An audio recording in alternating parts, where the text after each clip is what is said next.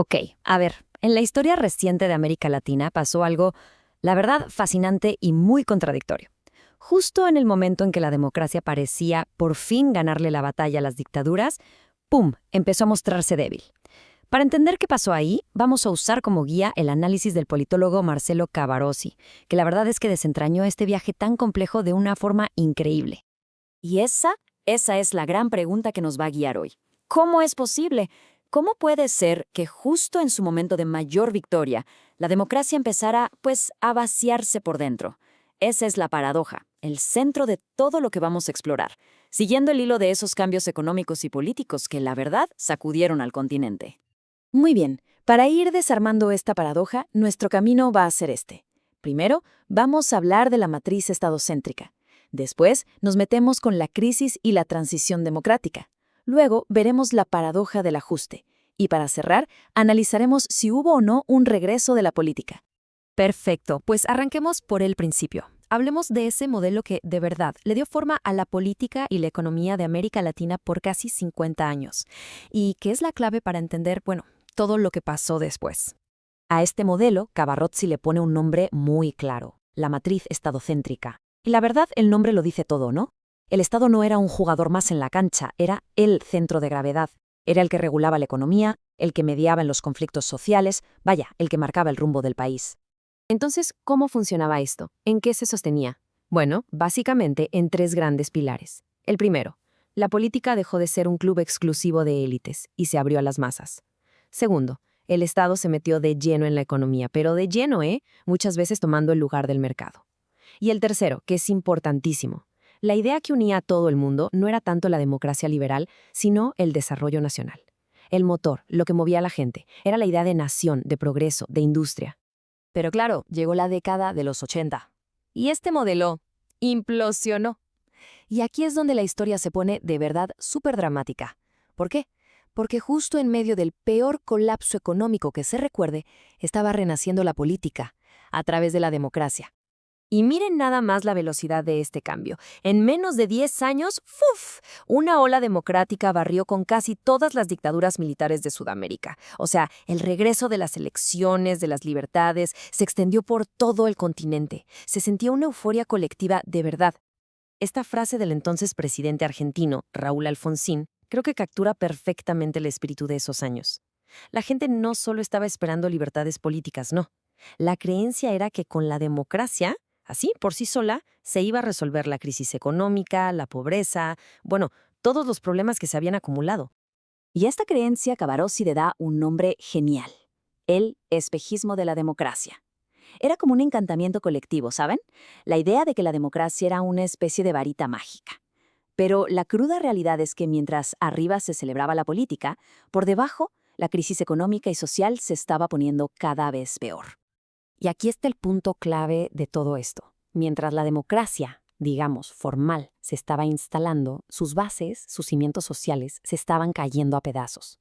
La gente perdía sus trabajos formales, los servicios públicos como la salud o la educación iban para abajo, y esas identidades que antes unían a la gente, como ser de la clase trabajadora, se empezaron a debilitar. En resumen, la democracia estaba llegando a sociedades que se estaban desintegrando. Claro, el espejismo no podía durar para siempre. Cuando se hizo evidente que la democracia por sí misma no llenaba el estómago, empezó a surgir una demanda muy fuerte de orden y de estabilidad, sin importar el costo. Y esto nos lleva directo a la siguiente etapa, la era de los famosos ajustes económicos. Y aquí el cambio fue brutal. El Estado, que antes era el gran protagonista, de repente tenía que jugar un papel mínimo. La nueva receta era privatizar todo, abrir la economía al mundo y recortar el gasto social de forma drástica.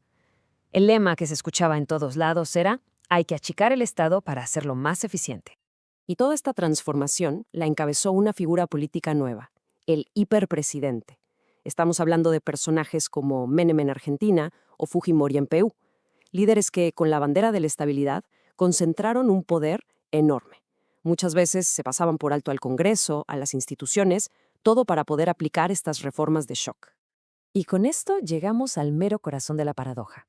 Fíjense, se mantuvieron las elecciones, sí. ¿Había libertad de prensa? También. O sea, la forma, la cáscara de la democracia, seguía ahí. Pero su contenido, su sustancia, Eso se fue perdiendo. La política se convirtió en un asunto de técnicos, de decisiones tomadas desde arriba, y no en un espacio de debate para la gente. Y los síntomas eran clarísimos. Los líderes salían a pedir que los dejaran gobernar sin que la política se metiera. La ciudadanía, pues, decepcionada, se volvió apática, se alejó, y el debate de ideas fue reemplazado por la lógica de la tele, del marketing político. La democracia seguía ahí, sí, pero se sentía hueca. Pero ojo, que la historia no termina ahí, ¿eh? Hacia mediados de los 90, cuando este modelo de ajuste ya se estaba agotando, empezaron a aparecer algunas señales. Señales de que la política, entendida como ese espacio de debate y de conflicto, chance y estaba de regreso. A ver, veamos esas señales. Primero, el malestar con los resultados del ajuste creció muchísimo. La gente volvió a salir a las calles, pero esta vez, más que por una ideología, se movían por una profunda indignación. El basta ya a la corrupción se volvió un tema central. Y en muchos países vimos resurgir a la izquierda democrática como una alternativa real, viable. Pero claro, este posible regreso de la política se topa con 3 problemas gigantescos, que además muchas veces chocan entre sí. Primero, hay que recuperar el sentido de la democracia, que no sea nada más ir a votar cada tanto, sino que sea una herramienta real para cuestionar la desigualdad. Segundo, reformar al Estado, pero de verdad, no solo para achicarlo, sino para hacerlo más transparente, más efectivo.